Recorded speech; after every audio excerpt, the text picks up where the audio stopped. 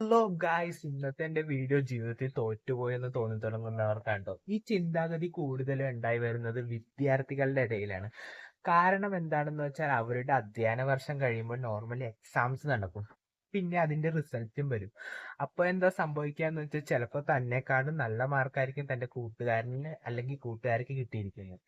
അപ്പോൾ ഇത് കാണുമ്പോൾ പാരന്റ്സ് അല്ലെ ടീച്ചർ പറയും, കണ്ടോ അവനെ കണ്ടുപടിയുടെ ഇവനെ കണ്ടുപടിയുടെ. ഇത് കേൾക്കുന്ന കുട്ടി നോർമലി നിരുത്സാഹപ്പെടുകയും തനിക്ക് തന്റെ ജീവിതത്തോടുള്ള പ്രതീക്ഷയും ആത്മധൈര്യവും എല്ലാം നഷ്ടപ്പെടും. ഗൈസ്, ഞാൻ പറയുകയാണെങ്കിൽ മാർക്കൊന്നും അല്ല ജീവിതത്തെ നിർണ്ണയിക്കുന്നത്. ഓരോരുത്തർക്കും ഓരോ കഴിവുണ്ടാവും.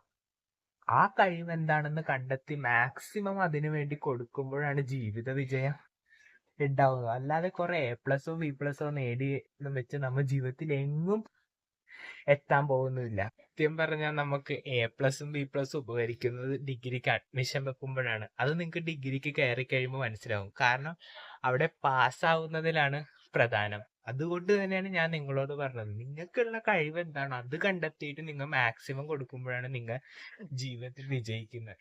നിങ്ങൾക്ക് ഈ വീഡിയോ ഇഷ്ടപ്പെട്ടു എന്ന് ഞാൻ വിചാരിക്കുന്നു. അതുകൊണ്ട് തന്നെ പുതിയൊരു വീഡിയോയിൽ കാണുന്നവരെ ബൈ ബൈ.